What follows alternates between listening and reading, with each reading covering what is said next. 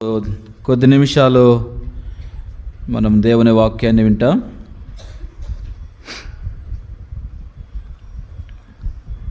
మన మధ్యలో ఉంచబడిన ప్రభు బలను బట్టి ప్రభువును స్తుతిద్దాం. ఆ బలలో మనం యోగ్యమైన మంచి మనస్సాక్షితో బలలో చేవేయుటకు దేవుని వాక్యంలో ఒక లేఖన భాగాన్ని మనము చదువుకుంటాం. హెబ్రీలకు రాసిన పత్రిక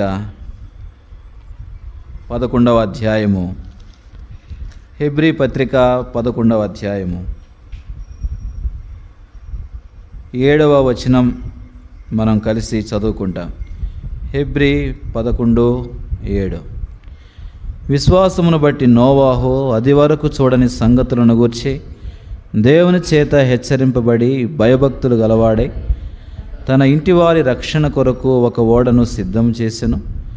అందువలన అతడు లోకము మీద నేరస్థాపన చేసి విశ్వాసమును బట్టి కలుగు నీతికి వారసుడాయెను. అలాగే మరొక లేఖన భాగాన్ని మనము చదువుకుంటాం. ఆదికాండము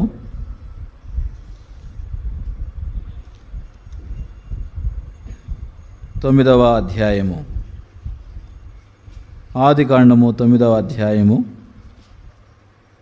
1-2 వచనాలు. మరియు దేవుడు నోవాహును అతని కుమారులను ఆశీర్వదించి, మీరు ఫలించి అభివృద్ధి పొంది భూమిని నింపుడి, మీ భయమును మీ బెదురును అడవి జంతువులన్నింటికి ఆకాశ పక్షులన్నింటికి నేల మీద ప్రాకు ప్రతి పురుగునకును సముద్రపు చేపలన్నిటికీ కలుగును, అవి మీ చేతికి అప్పగింపబడి ఉన్నవి.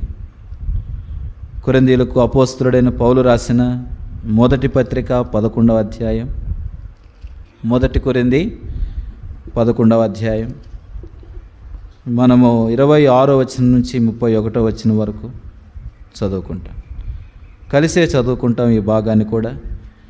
మీరు ఈ రొట్టెను తిని ఈ పాత్రలోని త్రాగునప్పుడెల్లా ప్రభువు వచ్చే వరకు ఆయన మరణమును ప్రచురించుదురు. కాబట్టి ఎవడు అయోగ్యంగా ప్రభు యొక్క రొట్టెను తిననో లేక ఆయన పాత్రలోని త్రాగును, వాడు ప్రభు యొక్క శరీరమును గూర్చి రక్తమును గూర్చి అపరాధేగును. కాబట్టి ప్రతి మనుషుడు తను తాను పరీక్షించుకొనవలెను. అలాగు చేసి ఆ రొట్టెను తిని ఆ పాత్రలోని త్రాగవలెను. ప్రభు శరీరమని వివేచింపక తిని త్రాగువాడు తనకు శిక్షావిధి కలుగటికే తిని త్రాగుచున్నాడు. ఇందువలనే మీరు అనేకులు బలహీనులను రోగులనై ఉన్నారు, చాలామంది నిద్రించున్నారు. అయితే మనలను మనం విమర్శించుకుని ఎడల తీర్పు పొందక పోదాము. 32వ వచనం కూడా చదువుదాం. మనము తీర్పు పొందిన ఎడల లోకముతో పాటు మనకు శిక్షావిధి కలగకుండానట్లు ప్రభు చేత శిక్షింపబడుతున్నాం. ప్రభు బల్లలో మనము ప్రవేశించక పూర్వం కొన్ని లేఖన భాగాలను మనం చదువుకుంటూ వచ్చాం. ప్రతి ఆదివారం ప్రాముఖ్యంగా మనం చదువుకుంటాం. బల్ల చెంతకు చేరువచ్చిన ప్రతిసారి 11వ అధ్యాయంలో అపోస్తలుడైన పౌలు 31వ వచనం, అదే 1 కొరింథీ 11:31లో, అయితే మనలను మనమే విమర్శించుకునే యెడల తీర్పు పొందక పోదాం. పై భాగంలో అన్నాడు, మీలో అనేకులు బలహీనులను రోగులనై ఉన్నారు, చాలామంది నిద్రించుచున్నారు అన్నాడు. 28వ వచనంలో అన్నాడు, ప్రతి మనుష్యుడు అన్నాడు.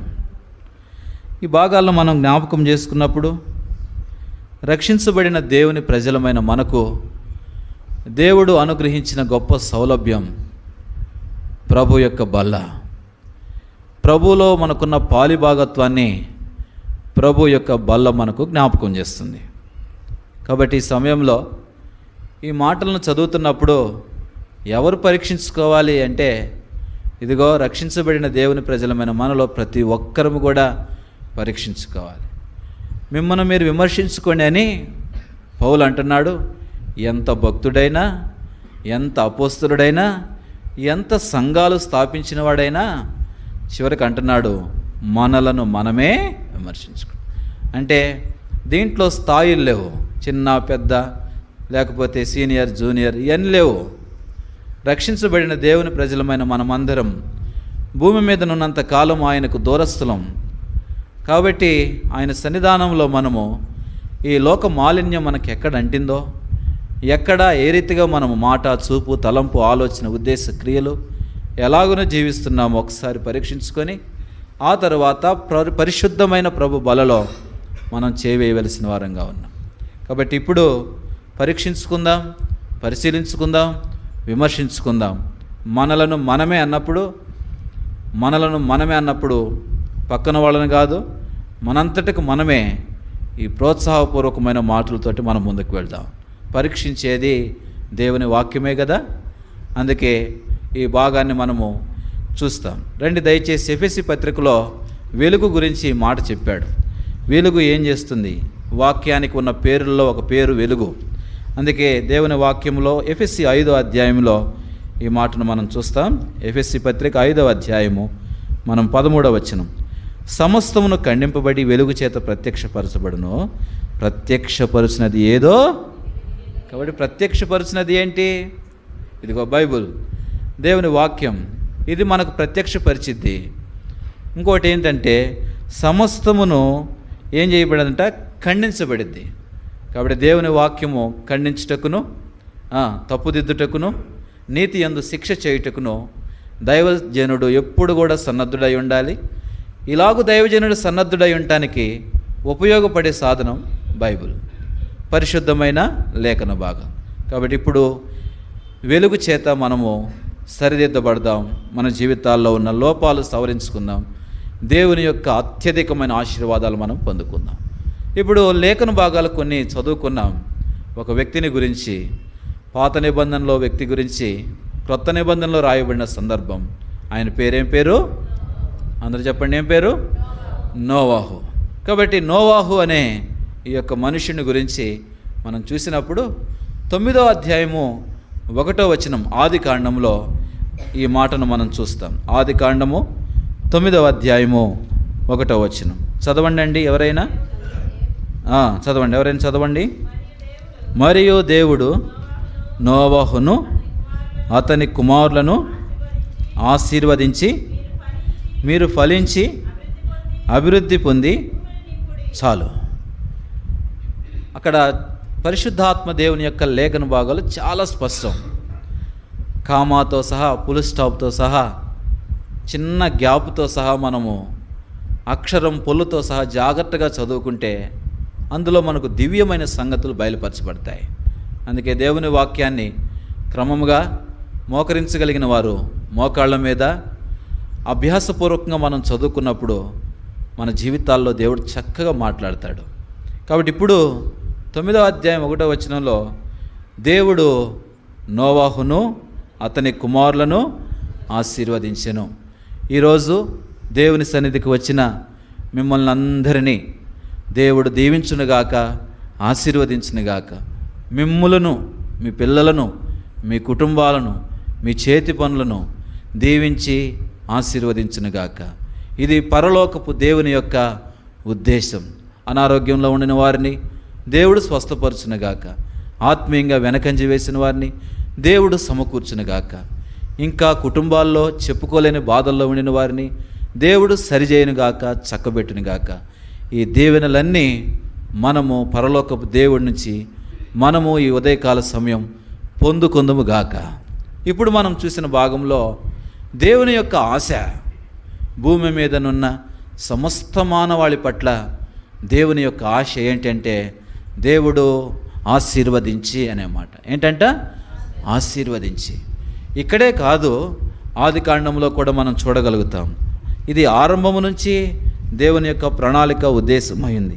ఆది కాండము 1వ అధ్యాయం 28వ వచనం, 1:28. దేవుడు వారిని ఆశీర్వదించును, ఎట్లనగా మీరు ఫలించి అభివృద్ధి పొంది విస్తరించి భూమిని నిండించి దానిని లోబరుచుకునుడి, సముద్రపు చేపలను, ఆకాశ పక్షులను, భూమి మీద ప్రాకు ప్రతి జీవిని ఏలుడని. కాబట్టి ఇక్కడ 28వ వచనం, దేవుడు వారిని ఆశీర్వదించెను. కాబట్టి ఎట్లా ఆశీర్వదించాడంటే, మీరు మీరు ఫలించండి, అభివృద్ధి పొందండి, విస్తరించండి, భూమిని నిండించండి, ప్రతిదాన్ని లోబర్చుకోండి. ఇది దేవుని యొక్క అధికారం అండి. ఇది దేవుని మాట అండి మన జీవితాల పట్ల. ఇది దేవుని కోరిక అండి. నిన్ను నన్ను ఆశీర్వదించాలని దేవుడు చేసిన ప్రణాళిక అండి, ఏర్పాటండి ఇది. కాబట్టి ఎవ్వరూ కూడా శాపాస్పదమైన జీవితంలో ఉండటం దేవునికి ఇష్టం లేదని ఈ ఉదయకాల సమయం దేవుడు మనుషులమైన మనల్ని అందరినీ కూడా ఆయన తన వాక్యం చేత మాట్లాడుచున్నాడు. ఇప్పుడు ఆది కాండంలో చెప్పిన ఈ మాట దేవుని ఉద్దేశం నోవాహు తరము దగ్గరికి వచ్చేసరికి ఏమైపోయిందంటే పూర్తిగా కొలాప్స్ అయిపోయింది. అందుకే ఆది కాండంలో ఆదాము అవ్వలతో చెప్పిన ఈ మాట వారు చేసిన పాపాన్ని బట్టి, శాపాన్ని బట్టి వారు ఏదెనులో నుంచి బయటకు వెళ్ళగొట్టబడ్డారు. తత్ఫలితంగా భూమి మీద వారు ప్రయాసముతో, వేదనతో కాలాన్ని గడుపుతూ వచ్చారు. కాబట్టి వారి జీవితాల్లో దేవుని ఆశీర్వాదం కోల్పోయారు. దేవుడు చెప్పాడు, మీరు అభివృద్ధి పొందండి, విస్తరించండి అంటే దేవుని యొక్క మాటని ఎప్పుడైతే మీరారో ఆశీర్వాదానికి బదులు ఏమొచ్చింది? శాపం వచ్చింది. ఈ ఉదయకాల సమయంలో సోదరుడా, ఆశీర్వదించాలని ఆశించిన దేవునికి నీలో పాపము కనబడితే నీవు శాపము తప్ప ఆశీర్వాదాన్ని పొందుకోలేమేమో.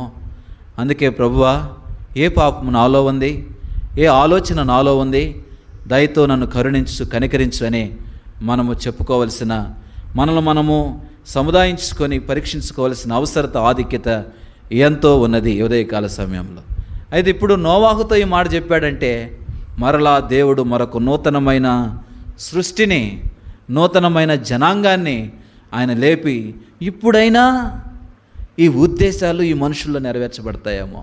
అంటే ఆది కాండంలో ఆదాము అవ్వలు దేవుని యొక్క మాటను మీరు చేసిన పాపాన్ని బట్టి బయటికి వెళ్ళగొట్టబడ్డారు. అప్పుడు ఇద్దరు సంతానం పుట్టారు, ఒకడు కయ్యూను, హేబేలు. అయితే కయ్యూను అసూయ చేత తన సహోదరుని చంపాడు, హేబేలు నీతిమంతుడే చనిపోయాడు, కయ్యూనేమో దోష శిక్షతోటి అలాగున ఉంటూ వచ్చాడు. అయితే దేవుడు తర్వాత మరలా హేబేలునకు ప్రతిగా మరొకడిని ఇచ్చాడు. మరొకడిని ఇచ్చాడు అంటే అర్థం ఏంటంటే ఇదిగో వీనిలోనైనా నా ఉద్దేశాలు నెరవేర్చబడాలి. ఈరోజు ఈ మాట చెప్తే దేవుడు మరలా మనకు ఒక నూతన సంవత్సరం ఇచ్చాడంటే కారణం ఏంటో తెలుసా? గత సంవత్సరంలో నా ఉద్దేశాలు, నా ప్రణాళికలు, నా ఏర్పాట్లు, నా సంకల్పాలన్నిటి మీరు నెరవేర్చుకోలేకపోయారు. కాబట్టి ఈ సంవత్సరంలోనైనా, ఈ నూతన సంవత్సరంలోనైనా మరొకసారి నేను అవకాశం ఇస్తున్నా. అయితే మరొకసారి అవకాశం ఇచ్చిన నోవాహు కాలం దగ్గరకు వచ్చేసరికి జనుల యొక్క పరిస్థితి ఏంటి అంటే దేవుని వాక్యంలో ఆదికాండము 6వ అధ్యాయంలో మనం చూస్తాం. ఆదికాండము 6వ అధ్యాయం చూడండి దయచేసి. దేవుని వాక్యంలో మనమందరమును కలిసి ఈ భాగాలను మనం చూడవచ్చు. 5వ వచనం, నరుల చెడుతనము భూమి మీద గొప్పదనియు వారి హృదయం యొక్క తలంపులని ఊహంతయు ఎల్లప్పుడూ కేవలము చెడ్డదని యెహోవా చూచి తాను భూమి మీద నరులను చేసినందుకు యెహోవా సంతాపము నొంది తన హృదయంలో నొచ్చుకొనెను. 7వ వచనం చివరి భాగంలో మరి వారిని సృష్టించినందుకు సంతాపము నొందెను. కాబట్టి ఈ మాటల పరంపర ఏంటంటే ఇదిగో దేవుడు ఒక అవకాశాన్ని ఇచ్చినప్పటికీ కూడా నరుల యొక్క చెడుతనం భూమి మీద ఏంటిదంట, తర్వాత వారి దేంట్లో ఊహ హృదయము, తలంపులు, ఊహలో ఇదంతా చెడ్డది అని చూసి ఇక దేవుడు మరోసారి వీళ్ళందరినీ నాశనం చేద్దామని తీర్మానించుకున్నాడు. ఈ ఉదయకాల సమయంలో నేను చెప్పేది ఏంటి అంటే దేవుడు నిన్ను ఆశీర్వదించాలని అవకాశాలు ఇస్తున్నాడు. దేవుడు నేను జీవితాన్ని బాగు చేయాలని అవకాశాలు ఇస్తున్నాడు. మరొక అవకాశం ఇస్తున్నాడు. ఈరోజైనా పూర్ణ హృదయంతో, పశ్చాత్తాప మనసుతో ప్రభువుకు లోబడితే దేవుడు నీలో తన ఉద్దేశాలు నెరవేర్చుకుంటాడు. అప్పుడు నాశనం చేయాలని చూసిన సందర్భంలో ఒక్కడు కనబడ్డాడు. ఎవరైనా? నోవాహు. ఇప్పుడు చెప్పండి, నోవాహు అంటే అర్థం ఏంటి? చెప్పాలి, గట్టిగా చెప్పాలి. అదే రైటే. నోవాహు అంటే అర్థం ఏంటి? నెమ్మది. ఎక్కడుంది? బైబిల్లోనే ఉంది కదా. చూడండి దయచేసి ఆదికాండము 5వ అధ్యాయం. ఆదికాండము 5వ అధ్యాయము 29వ వచనం. భూమిని యెహోవా శపించినందువలన కలిగిన మన చేతుల కష్టం విషయంలోను, మన పని విషయంలోను ఇతడు మనకు నెమ్మది కలుగుజేయను అనుకొని అతనికి నోవహు అని పేరు పెట్టి. పుట్టినట్లు ఏముంది ఒకటనేసి నెమ్మది. ఓ సోదరుడా సోదరి, ఈ ఉదయకాల సమయంలో ఈ మాటలు వింటున్న నీవు, ఈ మాటలు మనమే కాదు, ఈ భూలోకం అంతటిని వెతుకుతున్నది ఏంటో తెలుసా? నెమ్మదిని. భూలోకంలో ప్రతి మనుషుడు వెతుకుతుంది ఏంటో తెలుసా? సమాధానాన్ని, శాంతిని. భూలోకంలో ప్రతి మనుష్యుడు ఎదుగుతుంది తెలుసా? మనశ్శాంతిని, మనశ్శాంతిని, మనశ్శాంతిని. ఎన్నో ప్రయత్నాలు, ఎన్నో యజ్ఞయాగాలు, ఎన్నో ఎన్నో ఎన్నో పనులు. దేనికోసం అంటే చేసిన పాపం పోయి జీవితంలోకి నెమ్మది, శాంతి, సమాధానం ఇలాగ నా జీవితంలోకి రావాలని. అయితే దేవుని వాక్యం సెలవిస్తుంది, నెమ్మది కలుగుచేవాడు దేవుడే. భూమిని యెహోవా శపించినందువలన మన చేతులు కలిగిన కష్టమును ఈరోజు ఇతడైనా తప్పిస్తాడేమో, శాపము నుంచి విడిపిస్తాడేమో అనే ఉద్దేశంతో అతనికి ఏం పేరు పెట్టారు? నోవహు. ఈరోజు దేవుని సన్నిధికి నెమ్మది లేకుండా వచ్చావా? ఒకవేళ దేవుని సన్నిధికి వచ్చేటప్పుడు కొంత ఇరుగుతోటి, ఇబ్బందితోటి వచ్చావా? దేవుని సన్నిధిలోకి వచ్చేటప్పుడు కలవరంతో వచ్చావా? ప్రభు ఈరోజు నీకు నెమ్మది ఇవ్వాలని ప్రభు ఇష్టపడుతున్నాడు.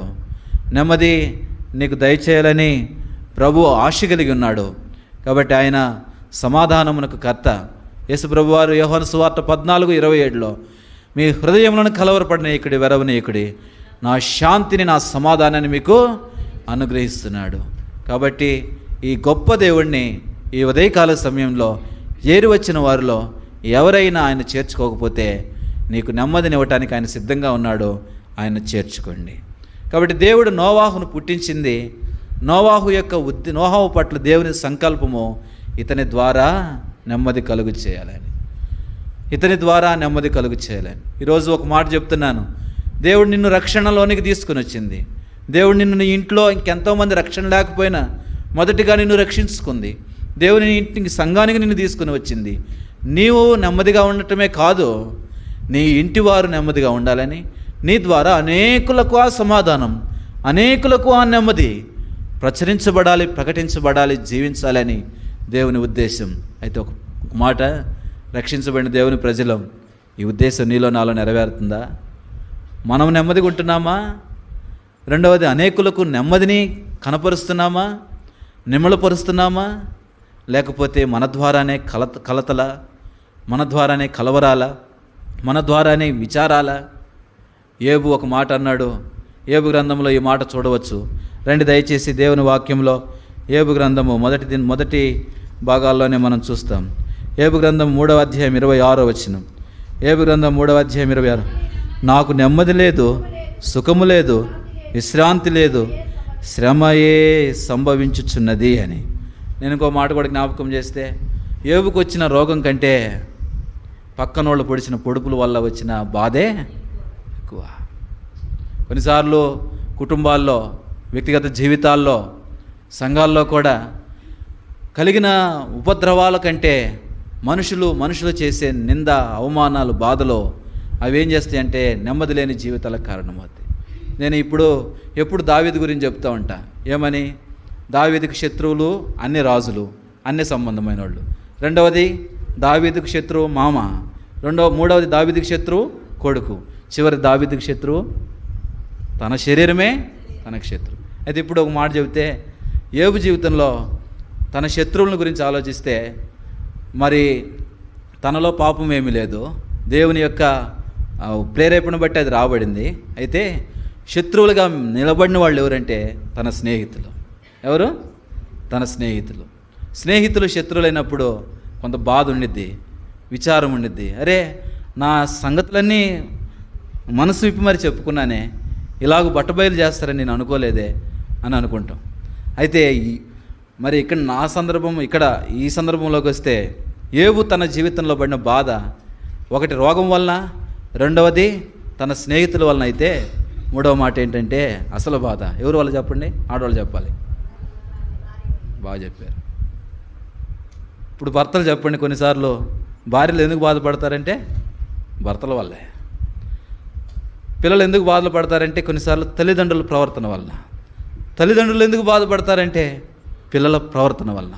అందుకే దేవుని వాక్యంలో యోబుతోటి ఏమంది ఆమె ఇంకనూ నీ యథార్థతను విడిచిపెట్టవా, నువ్వు దేవుని దూషించు, మరణము కమ్ము.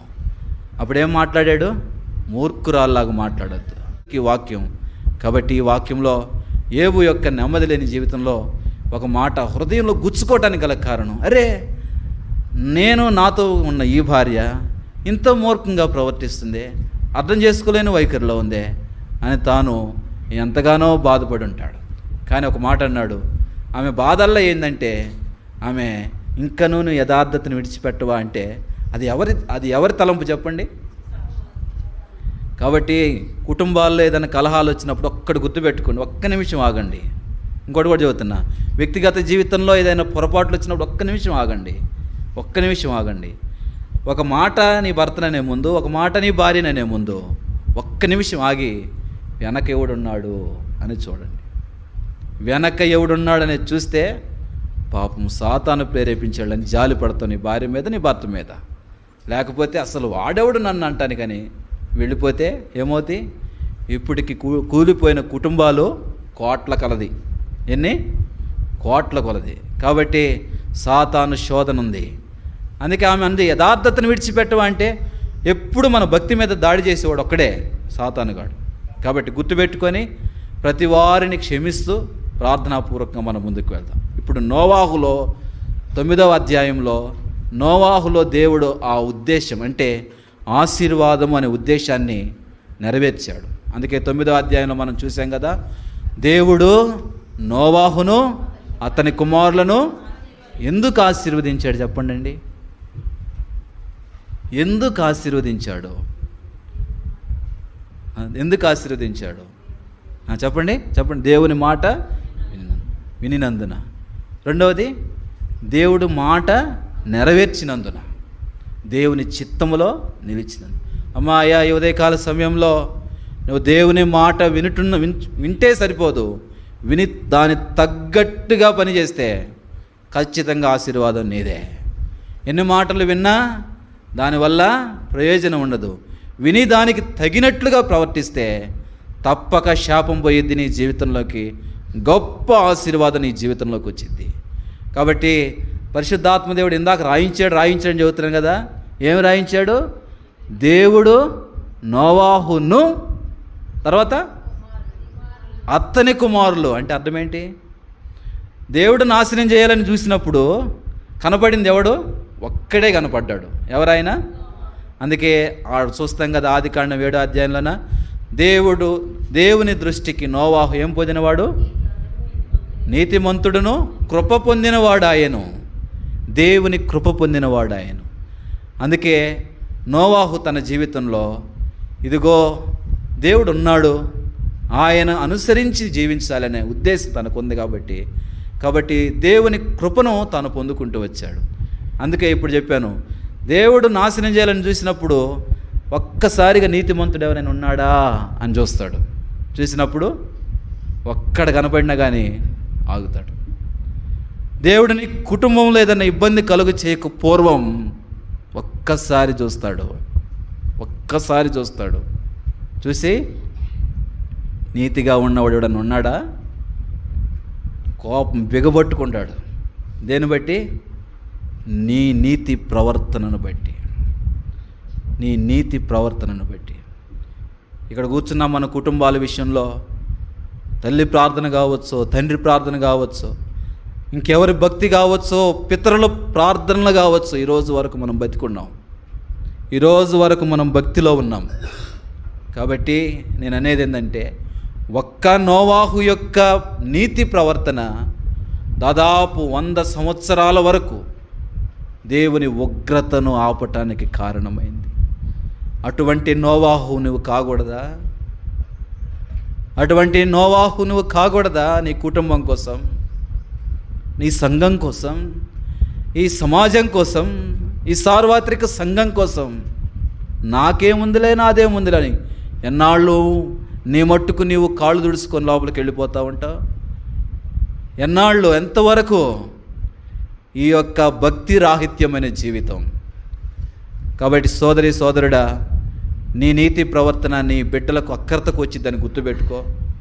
ఒకవేళ నీ తల్లిదండ్రులే రక్షణ పొందకపోతే, నీవు రక్షించబడితే వాళ్ళ మీద దేవుని కోపం ఆగటానికి నువ్వు కారకుడు అవుతావు, గుర్తుపెట్టుకో. కాబట్టి భక్తి వ్యర్థం కాదనే మాటలు చెప్పడానికి ఈ భాగానికి వచ్చా. కాబట్టి దేవుడు నోవాహుతో ఆరంభమైంది. నోవాహు భక్తి ఏమైంది తెలుసా? ఒక్కడే నీతిమంతుడు, కృప పొందినవాడు, కానీ తన కుటుంబాన్ని మార్చుకోగలిగాడు. ఇది భక్తి అంటే. తన కుటుంబాన్ని ఏం చేసుకోగలిగాడు? మార్చుకోగలిగాడు. అసలు విషయం చెప్పున, భార్య భర్తను మార్చుకోగలదు. భార్య ఏం చేయగలదు? భార్య భర్తను మార్చుకోగలదు. కష్టమైన పని ఏంటంటే భర్త భార్యను మార్చుకోవటమే. ఏంది నవ్వుతున్నారా? కష్టమైన పని. ఇది నోవాహు జీవితంలో ఉంది అదే. మరి కష్టమైన పని ఏంటంటే భర్త భార్యను మార్చుకోవటం. దేవుని వాక్యంలో 2 మాటలు రాయబడి ఉంది. దేవుని వాక్యంలో ఏం రాయబడింది? కొరింథీ పత్రికలో ఏం రాయబడింది? స్త్రీలు తమ పవిత్ర ప్రవర్తన బట్టి భర్తలను మార్చుకుంటారు, భర్తలు భార్యను కూడా మార్చుకోవచ్చు. సందర్భం ఏంటి అంటే, నోవాహు తన మార్పు, తన కుటుంబాన్ని రక్షించుకోవటం ఎక్కడి నుంచి మొదలుపెట్టాడంటే భార్య నుంచి మొదలుపెట్టాడు. భార్యతోటి మొదలుపెట్టాడు. దేవుడు చూసినప్పుడు ఒకవేళ ఆమె కూడా కృప పొందింది, నీతిమంతురాలుగా కనబడితే ఏమనాలి? దేవుడు పరిశుద్ధాత్మ లేఖనాలు, నోవాహు అతని భార్య నీతిమంతుడు అని చెప్పాలి. కానీ బైబిల్ అక్కడ చెప్తుంది నోవాహు ఒక్కడే. కానీ తన పరిశుద్ధమైన ప్రవర్తనను బట్టి ఏం చేస్తూ వచ్చాడు? తన భార్యను మార్చుకుంటూ వచ్చాడు. ఒక్కడితో ఆరంభమైంది తన భార్య. తల్లిదండ్రులు ఇద్దరు మంచి ప్రవర్తన కలిగిన వారైతే ఏం చేస్తారు? 3 కుమారులు ఉన్నారు వాళ్ళకి. 3 కుమారులు ఏమయ్యారు? మార్చబడ్డారు. 3 కుమారులు మార్చబడ్డారు. 3 కుమారులు కూడా మంచి వాళ్ళైతే 3కి వచ్చిన 3 భార్యలు మార్చుకోలేరా? కాబట్టి ఈ భాగాలను ఎందుకు చెప్తున్నానంటే, ఎందుకు జరగట్లేదు మార్పు? ఎందుకు జరగట్లేదు కుటుంబాల్లో మార్పు అంటే, వ్యక్తిత్వంలో మార్పు రావట్లేదు కాబట్టే కుటుంబాల్లో మార్పు రావట్లేదు. మార్పు యొక్క ఆవశ్యకత, ప్రాముఖ్యత తెలియపరచబడట్లేదు కాబట్టే మన జీవితాలు మార్చుకోలేకపోతున్నాం. ఈ సంవత్సరంలో దేవుడు మనకిచ్చిన వాగ్దానం అధికమైన మేలు. అంటే ఇంకెవరైతే రక్షణ లేని వారై ఉన్నారో వారి కొరకు ఇంకా భారంగా ప్రార్థన చేద్దాం. ప్రార్థన చేయటమే కాదు, మాదిరికరంగా ప్రవర్తిద్దాం. తల్లిదండ్రుల బిడ్డల ఎదుట మాదిరికరంగా ప్రవర్తించండి. రక్షించబడిన యవనస్తుల, రక్షణ లేని తల్లిదండ్రుల ఎదుట మాదిరికరంగా ప్రవర్తించండి. సంఘంలో సేవకులమా, మాదిరికరంగా ప్రవర్తించాలి. ప్రతి ఒక్కరము మనం ఆ బాధ్యతలు బట్టి నడుచుకుంటే మనం ఎవ్వరికి చెప్పాల్సిన అవసరం లేదు, వాళ్ళే మార్చబడతారు. అయితే ఇప్పుడు నేను ఇంకో భాగం చెప్పి నేను ముగిస్తాను. ఇప్పుడు నోవాహు భార్య, నోవాహు పిల్లలు, నోవాహు కోడళ్ళు వీళ్ళందరూ రక్షించబడ్డారు. వాళ్ళందరూ కూడా రక్షించబడటానికి నోవాహు యొక్క ప్రభావితవంతమైన భక్తి జీవితం కనబడింది. ఒకవేళ నయోమిని గురించి నేను జ్ఞాపకం చేస్తే, ఆమె దేవుణ్ణి విడిచిపెట్టి వెళ్ళిపోయింది అనే మాట చెప్పొచ్చు. ఎక్కడికి వెళ్ళింది? మోయాబు దేశానికి వెళ్ళింది. అక్కడికి వెళ్ళినాక ఏమైంది? భర్త పోయాడు, పిల్లలు పోయారు. ఇక ఏమైందంటే ముగ్గురు స్త్రీలు, ఇంకా పురుషులు లేని 3 స్త్రీలు మిగిలిపోయారు. ఎట్లా ఉండేది వాళ్ళ జీవితం? కానీ లోతు భౌతిక పేరేంటి? ఓర్ప ఏం చేస్తూ వచ్చింది? విడిచిపెట్టి వెళ్ళింది. కొంతమేరకు నేను వస్తానందగానే విడిచిపెట్టి వెళ్ళింది. నయోమి యొక్క భక్తి జీవితాన్ని ఆమె లోపలికి చూడలేకపోయింది. అంతో ఇంతో ఆమె భక్తిని కనపరిచింది మోయాబు దేశంలో కూడా.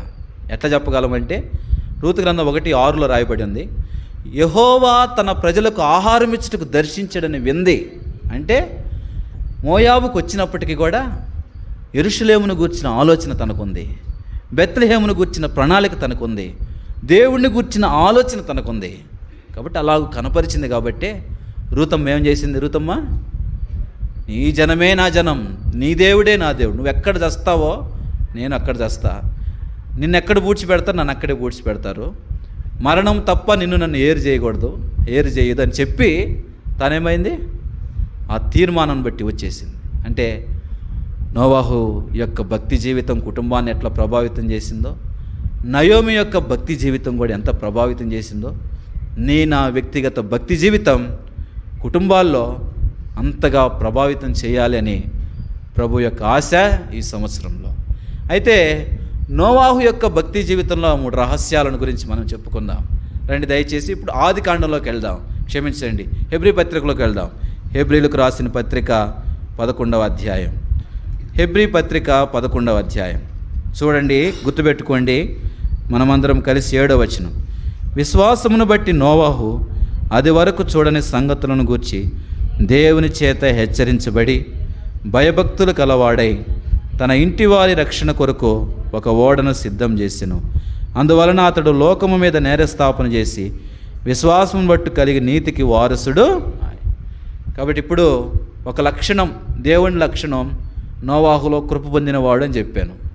2వ లక్షణం కొన్ని వారాలు మనం ధ్యానం చేశాం, నోవాహు దేవుని యందు విశ్వాసం కలిగిన వాడని చెప్పాం. ఇప్పుడు 3వ లక్షణం చెప్తున్నా, నోవాహులో దేవుని యొక్క ఆ గుణగణ లక్షణం ఏంటంటే నోవాహు దేవుని చేత హెచ్చరించబడ్డాడు. ఏం చేయబడ్డంట? అవసరమా హెచ్చరిక? నోవాహుకు అవసరమా హెచ్చరిక? ఎట్లా? ఆ రోజు చూస్తే, దేవుడు దర్శించిన రోజు చూస్తే, దేవుడు నోవాహుతో మాట్లాడిన రోజు చూస్తే ఆయన కంటే నీతిమంతుడు భూమి మీద లేడు. ఈయన ఎవరంట? నీతిమంతుడు. ఈయన ఎవరంట? కృప పొందినవాడు.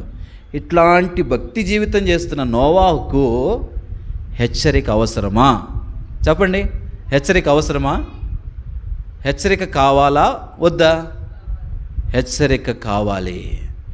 హెచ్చరిక అనేది కొన్ని అపాయాల నుంచి మనల్ని తప్పించిద్ది.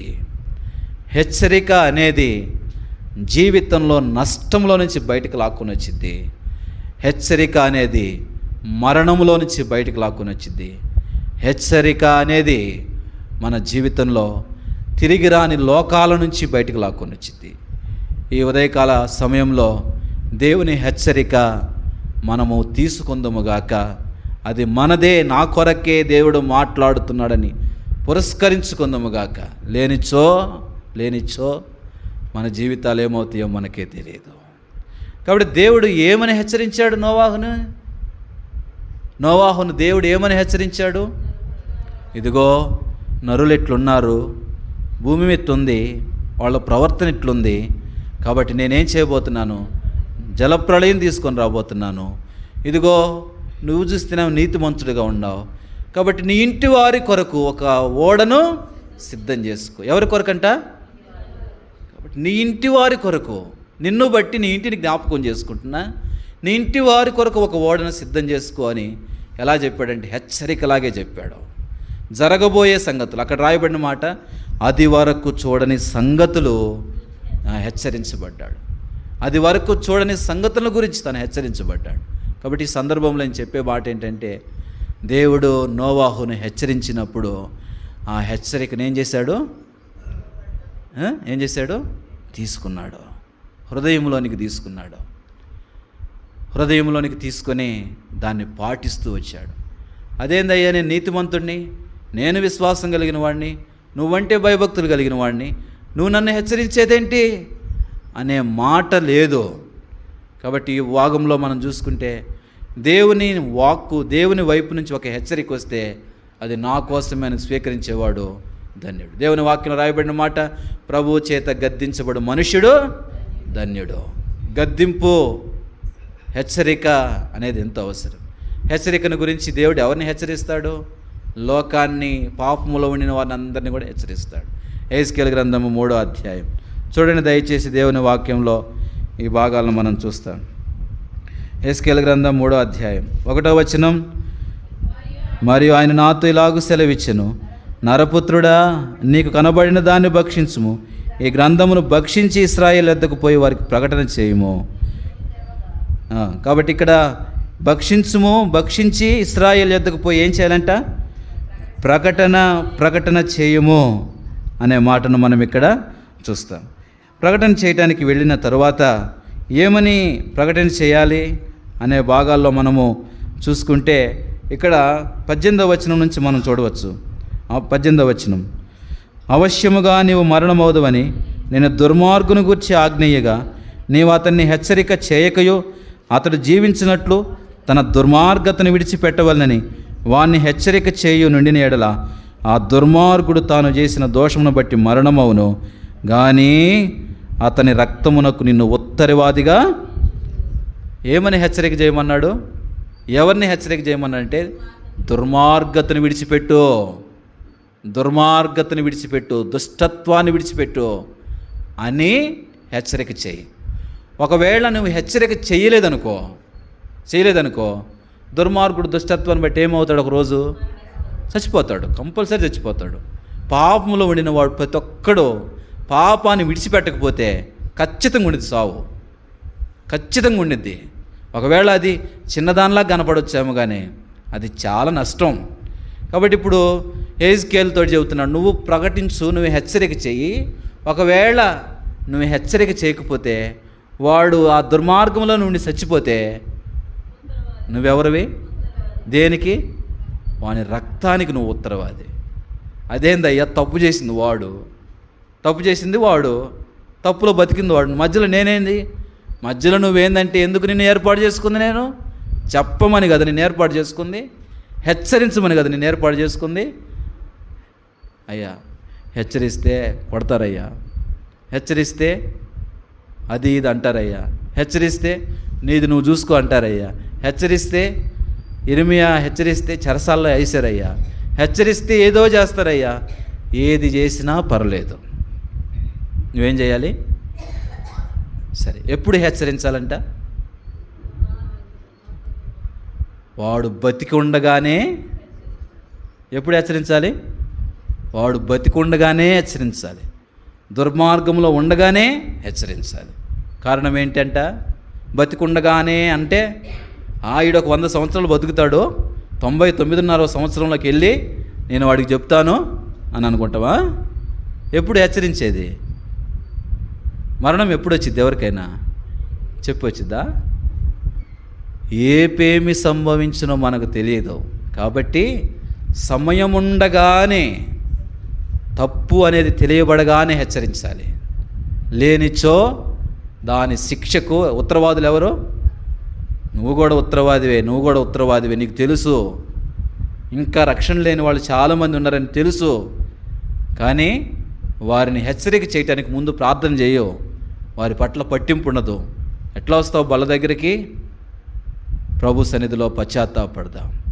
కాబట్టి అలాగున మనం హెచ్చరిక చేస్తే ఏమైద్ది తర్వాత చూడండి దయచేసి 19వ వచనం. అయితే నీవు దుర్మార్గుని హెచ్చరిక చేయగా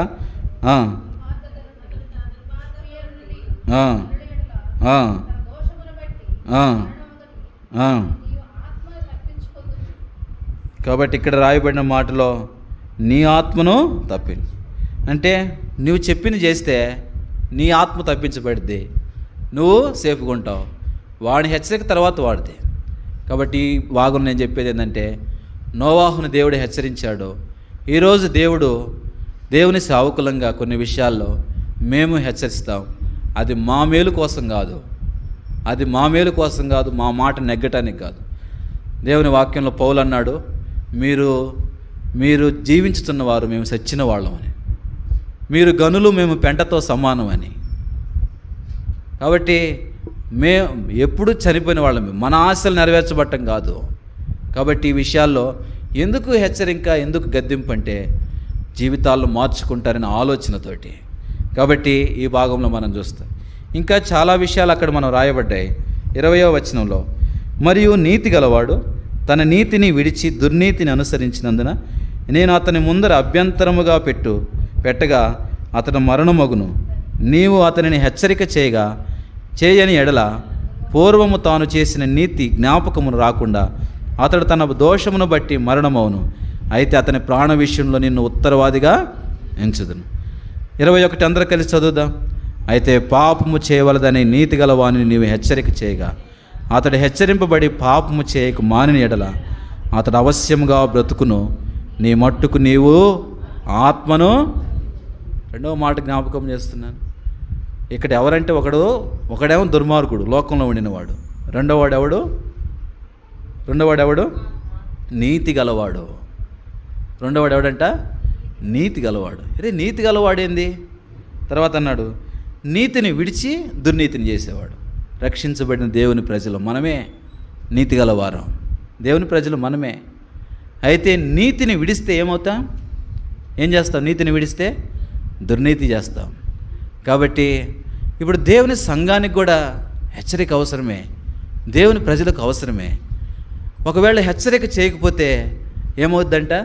అక్కడ రాయబడిన మాట, తాను చేసిన నీతి జ్ఞాపకమునకు రాకుండా అతడు తన దోషమును బట్టి మరణమవును అని. ఏంది? నీతిమంతులు కూడా మరణమవుతారా? తప్పక జరిగే సంగతే. కాబట్టి నీతి అనుసరించి చేసిన వాటన్నిటిని మర్చిపోయి తన దోషంలోనే ఉండి మరణిస్తే దానికి మనమే ఉత్తరవాదులం. అయితే తర్వాత ఏమన్నాడు? ఒకవేళ నువ్వు చెబితే ఏం మానుకుంటాడంట? 21వ వచనంలో చూడండి, పాపము చేయవలదని నీతి గలవాన్ని హెచ్చరిక అతడు హెచ్చరింపబడి పాపము చేయక మానితే, అది బతకాలనేది దేవుని ఆశ, చచ్చిపోవాలని కాదు, ఆశీర్వదించబడాలని దేవుని ఆశ. అందుకోసమే నీతి గలవాడు దుర్నీతిని వెంబడిస్తుంటే, ఒకవేళ రక్షించబడి బాప్తిస్మను సాక్ష్యం ఇచ్చి దేవుని ప్రజలుగా చేయబడి కూడా నీతిమంతుడైన యేసుక్రీస్తుని, జీవము గల దేవుని సంఘాన్ని విడిచిపెట్టిపోయి నీకు ఇష్టమైన పనులు చేస్తూ ఉంటే, నేను హెచ్చరించకపోతే జరగకూడదని ఏదైనా సంభవిస్తే దానికి నేను ఉత్తరవాదిని. అయితే రాయబడిన మాట, ఒకవేళ హెచ్చరిక చేసినప్పుడు మానితే అది జీవం, అది క్షేమం, అది ఆశీర్వాదం. కాబట్టి నేడు అన్న సమయం ఉండగానే మనము దేవుని హెచ్చరికలను తీసుకుందాము గాక, మనము దేవుని చేత హెచ్చరించబడదాము గాక, మనము దేవుని చేత గద్దించబడదాము గాక, మన మనస్సాక్షులను దేవుని చేత రేపుకొందాము గాక. మీకు బాగా తెలుసు, యోహాను సువార్త 8వ అధ్యాయంలో పాపాత్మురాలైన ఒక స్త్రీ పట్టబడితే రాళ్ళు తీసుకొని కొట్టడానికి వచ్చిన వాళ్ళని చూస్తాం. యేసు ప్రభువారు చెప్పారు, మొదటి రాయి ఎవరైనా వేస్తే వాడు పాపము లేని వాడంటే, అప్పుడు దేవుని వాక్యం రాయబడింది ఏంటంటే, పుట్నోట్లో రాయబడింది, వారు తమ మనస్సాక్షి చేత గద్దించబడిన వారై. దేని చేత గద్దించబడ్డారు? వాళ్ళు పాపులే, కానీ పాపాత్మురాలను పట్టుకొని కొట్టబోతున్నారు. కానీ యేసు ప్రభు చెప్పిన మాటను బట్టి నీలో పాపం లేదా అని ఒక్కసారి పరీక్షించుకోండి. మనస్సాక్షి గద్దించిందంట. అవును, నీలో పాపం ఉంది, నాలో పాపం ఉందని రాళ్ళు ఏం చేశారంట? మన మనస్సాక్షి పని చేయాలండి. మన మనస్సాక్షి మెత్తగా ఉండాలి. కఠినమైన మనస్సాక్షులు వద్దు, రాయి వంటి మనస్సాక్షులు వద్దు. దేవుని వాక్యంలో కొన్ని మాటలు రాయబడింది, వాత వేయబడిన మనస్సాక్షి, భ్రష్ట మనస్సాక్షి. ఇవి కావాల్సింది. మంచి మనస్సాక్షి కావాలని కోరుకోండి. మనస్సాక్షి ఎప్పుడు పనిచేస్తూ ఉండాలి. చిన్న తప్పు జరిగిందనుకో, దాని గురించి ఏం చేయాలి? ఏడవాలి అంతే. దేవుని ఇంటి దగ్గర వీలుంటే ఏడు, లేకపోతే ఇక్కడికి వచ్చి కూర్చొని ఏడు. నేను చేసే పని అదే. ఎక్కడ నేను తప్పిపోతానో, ఎక్కడ నా ఆత్మీయతను కోల్పోతానో, ఎక్కడ లోకంలో కలిసిపోతానో, ఎక్కడ నా మీద పెట్టుకున్న నమ్మకం పోతానయ్యా అని ఏడవాలి. భ్రష్ట మనస్సాక్షి ఉంటే ఏం ఏడుస్తాం? వాత వేయబడిన మనస్సాక్షి ఉంటే ఏం ఏడుస్తాం? అందుకే ఇన్ని ఆశీర్వాదాలు దేవుడు నీ కోసం దాచిపెడితే ఒక్కటి కూడా పొందుకోలేకపోతున్నావు. నిన్ను ఆశీర్వదించాలని దేవుని ఉద్దేశం. కాబట్టి నోవాహు హెచ్చరించబడ్డాడు. ఆ రీతిగా హెజ్కీయలు హెచ్చరిస్తూ వచ్చాడు. ఈరోజు దేవుని సంఘాన్ని కూడా ఏదైనా తప్పు జరిగినప్పుడు, ఏదైనా లోపం ఏర్పడినప్పుడు, అప్పుడే దాన్ దట్ టైం నౌ, ఇప్పుడే. మరో క్షణంలో ఏం జరిగింది నువ్వు చెప్పగలవా? దానికి పూచిదారుడువా నువ్వు? నేను 2 నిమిషాల వరకు, నెక్స్ట్ నిమిషానికి ఇతను ఆత్మకు లేకపోతే ఇతని ప్రాణానికి నేను పూచిదారుడని నువ్వు చెప్పగలవా? లేకపోతే నా ప్రాణానికి నేను పూచిదారున్నా నెక్స్ట్ నిమిషానికి. కాబట్టి ఈ విషయాలను గుర్తుపెట్టు. దేవుని సంఘంనే అపోస్తలుడైన పౌలు సంఘాన్ని కూడా హెచ్చరించినట్లుంది. చూడండి దయచేసి దేవుని వాక్యంలో ఈ భాగాలను చూడండి. దేవుని యొక్క వాక్యంలో దేవుని ప్రజలను బర్నబా హెచ్చరించినట్లుగా చూస్తాం. 11వ అధ్యాయం 23వ వచనం అందరం కలిసి. అపోస్తల కార్యములు 11:23. అతడు వచ్చి దేవుని కృపను చూచి ఎంతో సంతోషించి ప్రభువును స్థిర హృదయంతో హత్తుకొన వలన అందరినీ, అమ్మా అయ్యా, ఈ ఉదయకాల సమయంలో సంఘాన్ని మేము హెచ్చరిస్తున్నాం, నన్ను నేను హెచ్చరించుకుంటూ దేవుని తరపున రాయబారిగా మాట్లాడేది హెచ్చరిక ఏంటంటే, మీరు ప్రభువును స్థిర హృదయంతో హత్తుకొని ఉండాలని హెచ్చరిస్తున్నాం. స్థిర హృదయము అంటే దానికి వ్యతిరేకమైన పదం చెప్పండి. స్థిరము లేని హృదయం, చంచలమైన హృదయం, చంచలమైన జీవితం, స్థిరము లేని బుద్ధి. ప్రభు అన్నాడు, మీరు స్థిరముగా నిలిచిన ఎడల మీరే ఆ ఇల్లు అని. హెబ్రీ పత్రిక 3వ అధ్యాయంలో. సోదరి సోదరుడా, స్థిరమైన మనసు కలిగి జీవిద్దాం. ఈ నూతన సంవత్సరంలో ప్రభువును హత్తుకునే విషయంలో ఏం చేద్దాం? స్థిరంగా. ఇందాక నేను 2 ఉదాహరణలు చెప్పాను.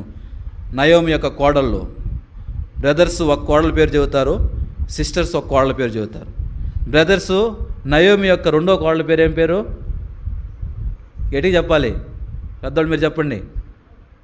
నయోమి యొక్క 2వ కోడల పేరు ఏం పేరు? కొన్నిసార్లు మా కోడల పేర్లు గుర్తుండమంటారా? ఏం పేరు? ఏం పేరు చెప్పండి. ఏం బాను, ఏం పేరు? గట్టిగా చెప్పు మరి. రూతు. నయోమి యొక్క మొదటి కోడల పేరు ఏం పేరు? ఓర్ప. ఈమె వీళ్ళిద్దరూ హత్తుకున్న వాళ్ళే. వీళ్ళిద్దరు ఏం చేశారు? హత్తుకున్నారు లేదా? ఏమేం చేసింది? హత్తుకొని ముద్దు పెట్టుకొని వెళ్ళిపోయింది. కామె రూతు యొక్క హత్తుకునే జీవితాన్ని చూస్తే చివరి వరకు కూడా ఒక కుమారుడిని కని చేతిలో పెడితే ఆడి పేరు ఓబేద్ అయితే ఏమంటాడు? ఇదిగో ఇతడు వృద్ధాప్యమందు నీకు కుమారుడు పుట్టాడు, ఈడు నీకు వృద్ధాప్య సమయంలో పోషకుడు అవుతాడని బతికినంత కాలం ఆమెను హత్తుకుంది. ఎంత మేరకు హత్తుకుంటున్నాం మన వ్యక్తి జీవితాల్లో, భక్తి జీవితాల్లో? ఆదివారం ఒక్కరోజా, లేకపోతే ఇంకొక రోజా? ఏంటి మన భక్తి జీవితాల్లో? ప్రభుని ఎంతగా హత్తుకుంటావో అంత ప్రభు జీవాన్ని నువ్వు పొందుకుంటావు. ఎంతగా హత్తుకుంటావో అంతగా ప్రభు యొక్క ప్రేమను పొందుకుంటావు. ఎంతగా హత్తుకుంటావో అంతగా ప్రభుకు సమీపం అవుతావు. అందుకే దూరం అవుతున్నావేమో నీకు నాకు, లేకపోతే దేవునికి మనకు దూరం కారణం ఏంటంటే హత్తుకోలేకపోతున్నాం, ఒక్కటిగా చేయలేకపోతున్నాం, పొసగలేకపోతున్నాం. ఈ ఉదయకాల సమయంలో దేవుడిని ఆశీర్వదిస్తాడు. గుర్తుపెట్టుకో, హత్తుకొని రోజు, హత్తుకొని వదిలిపెట్టినప్పుడు కాదు, స్థిర హృదయంతో హత్తుకున్నప్పుడు. అలాగున ప్రభు జీవం నీదైతే, అలాగున ప్రభు ఆశీర్వాదాలు నీవు అవుతాయి, అలాగున ప్రభు యొక్క సహవాసం నీదైతే ఈ నూతన సంవత్సరంలో ఇది ఆరంభించు. స్థిర హృదయంతో హత్తుకున్న వాళ్ళని హెచ్చరించాడంట. కాబట్టి ఈ విషయంలో నేను అలాగున ఉందాము గాక, రూతు వలె మన జీవితాన్ని కాపాడుకుందాము గాక. బోయాజు రూతుని గురించి ఇచ్చిన సాక్ష్యం ఏంటి? అమ్మా, నీ మునుపటి సత్ప్రవర్తన కంటే వెనకటి సత్ప్రవర్తన మరి ఎక్కువైనది. తర్వాత ఏమన్నాడు?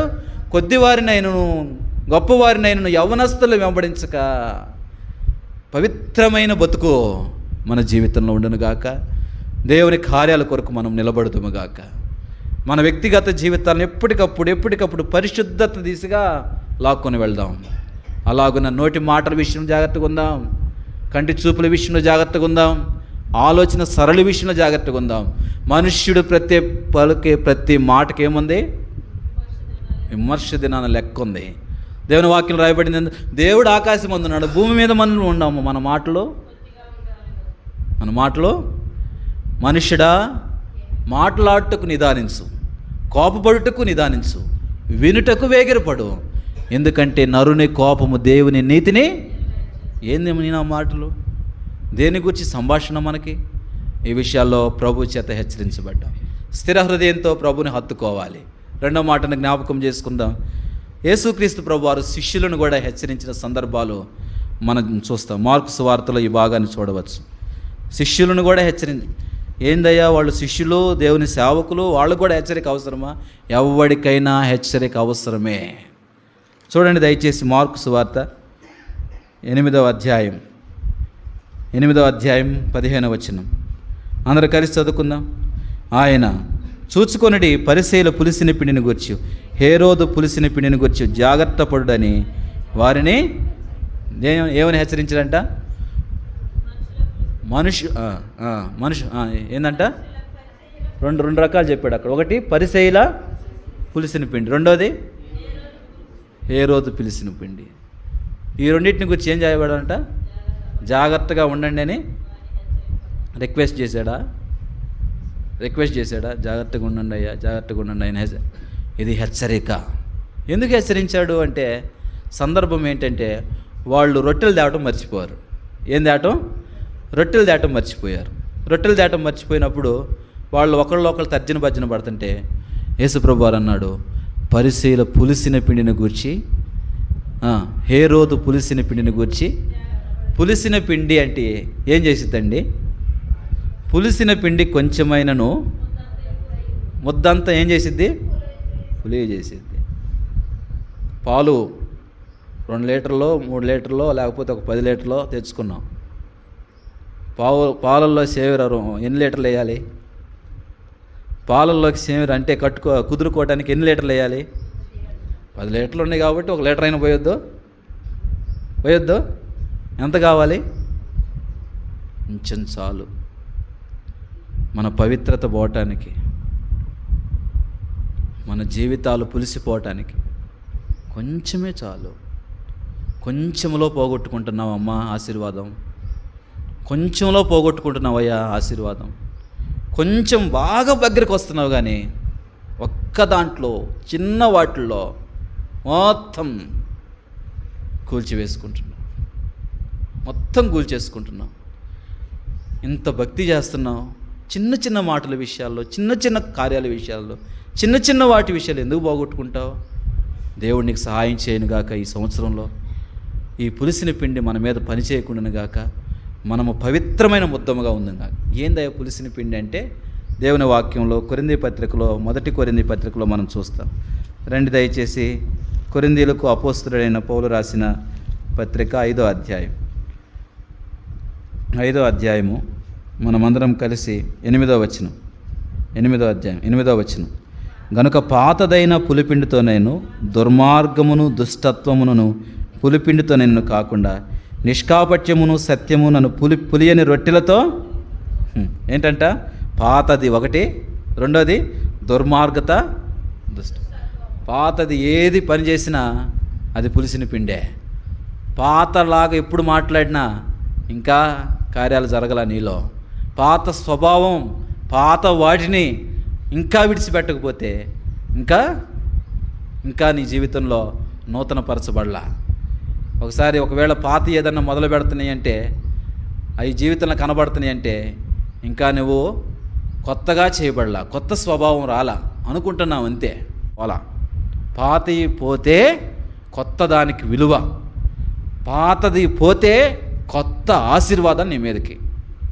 ఏదైనా గుర్తుపెట్టుకో, అది వెనక గత కాలంలో అనుసరించిన ఆలోచనలైనా, భావాలైనా, లేకపోతే ఇంకోటి ఏదైనా, ఆటలైనా పాటలైనా, లేకపోతే ఇంకోటి ఏదైనా, నిన్ను దేవుడు కొత్త ఆశీర్వాదాలు, నూతనమైన దీవెనలు ఇవ్వాలనుకుంటుంటే చిన్నది కూడా ఉంచుకోవద్దు. తీసేసుకో. ఆశీర్వాదం కావాలా, శాపం కావాలా? ఆశీర్వాదమే కావాలను. మరి అట్టంటప్పుడు ఎందుకయ్యి? ఇప్పుడే ఇదే అనుకూలమైన సమయం. అయ్యా, హేరోదు పులిసిన పిండి, పరిసయ్యుల పులిసిన పిండి, దుర్మార్గత దుష్టత్వం అనే పులిసిన పిండి నా బతుకులో ఉండకూడదయ్యా. ఎందుకంటే నేను క్రొత్త ముద్ద అవటానికి పిలువబడ్డాను కదా. నేను పులి అనే రొట్టెలు పండగ చేయటానికి నీ దగ్గరికి వచ్చాను కదా. పస్కా అనే బలి పశువుగా నీవు నా కోసం వధించబడ్డావు కదా.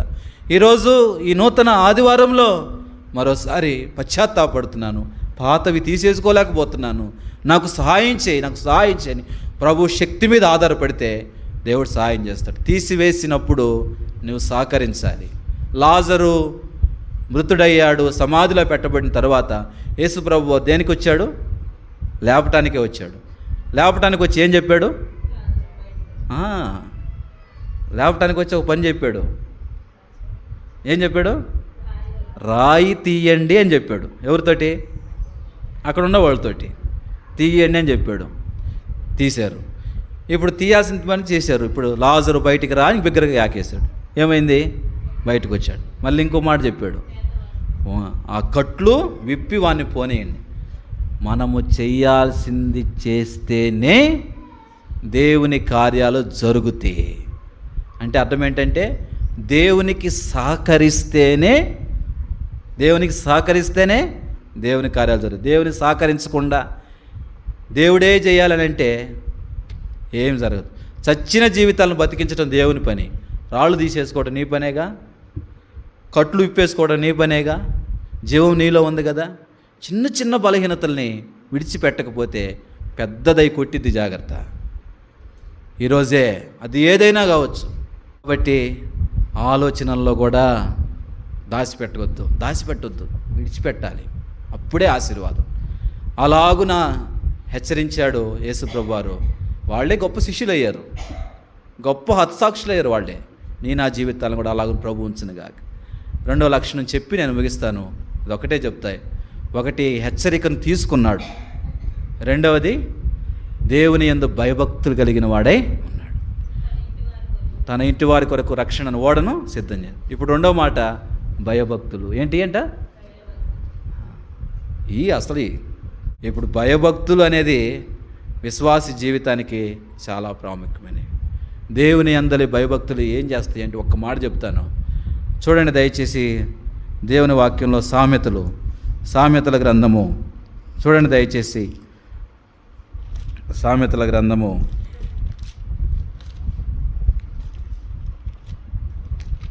మనమందరము కలిసి, చాలా భాగాలు ఉన్నాయి కానీ అవన్నీ చెప్పుకోవడానికి మనకు ఇది సమయం కాదు. ఒక భాగం మాత్రము మనము చూస్తాము.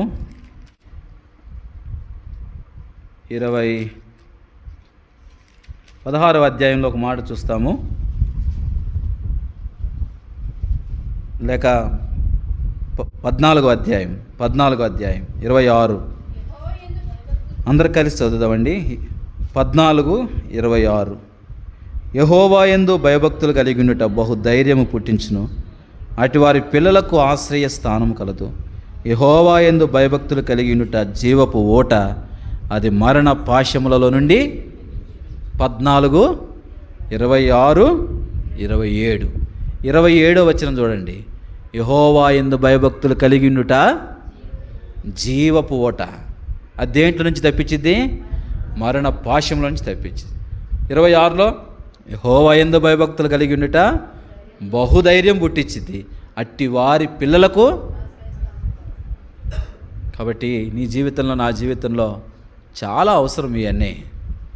భయభక్తులు కలిగి ఉంటాను అని చెప్తామే కానీ, భయభక్తులు అని ఇక్కడ రాయబడింది కానీ ఇంగ్లీష్లో ఒక మాట రాయబడింది, ఫియర్ ఆఫ్ ద లార్డ్, దేవుని యొక్క భయం. దేవుని భయం ఎవరికైతే ఉండదో వాడు భక్తి చేయడు.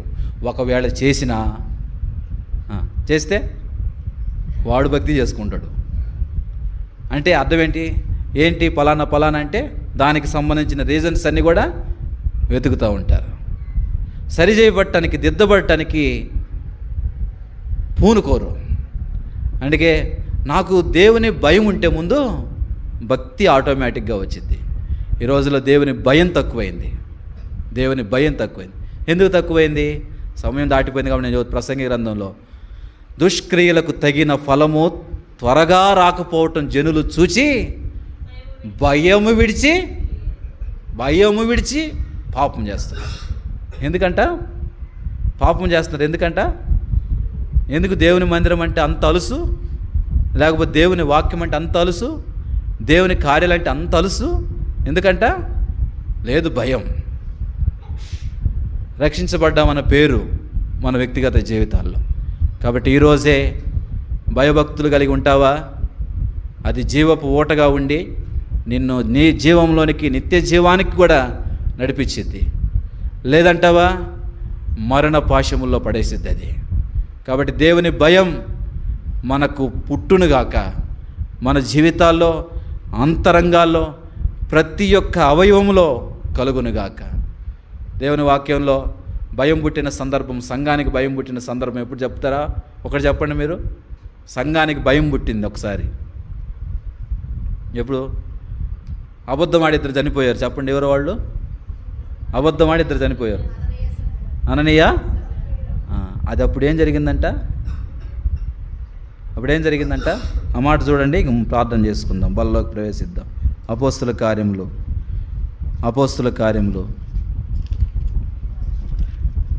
మనమందరం కలిసి 5వ అధ్యాయం.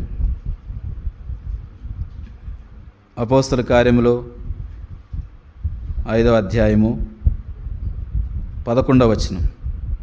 సంఘమంతటికి ఈ సంగతులు వినిన వారికి అందరికీ మిగులా భయము కలిగెను.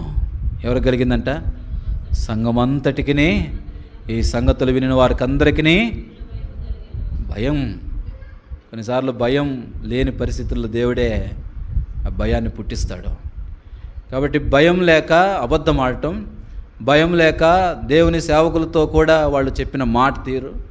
కాబట్టి వెంటనే చెప్పాడు, ఎందుకయ్యా నువ్వు అబద్ధం ఆడావు, ఎందుకు ఇది చేసావు, పరిశుద్ధాత్మను ఎందుకు మోసపరిచావు? వెంటనే అక్కడే పడి చనిపోయారు. తత్ఫలితంగా ఏం జరిగిందంటే సంఘానికి భయం వచ్చింది. 9వ అధ్యాయంలో రాయబడిన మాట చూడవచ్చు. రాయబడిన మాట 31వ వచనం. 9:31 అందరూ చదవండి. కావున యోదయ, గలిలయ, సమరయ దేశములందంతటా సంఘము క్షేమాభివృద్ధి నందుచు సమాధానము కలిగి ఉండెను. మరియు ప్రభువునందు భయమును పరిశుద్ధాత్మ ఆదరణను కలిగి నడుచుకున్న వాళ్ళని విస్తరించుచు సంఘము క్షేమాభివృద్ధి కలిగింది. దాంట్లో సమాధానం కలిగింది.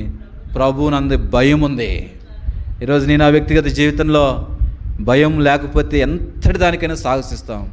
దేవుని సంఘము క్షేమాభివృద్ధిని పొందాలి, సమాధానం కలిగి ఉండాలి, దేవుని యందు భయం ఉండాలి, పరిశుద్ధాత్మ యందు ఆనందం ఉండాలి.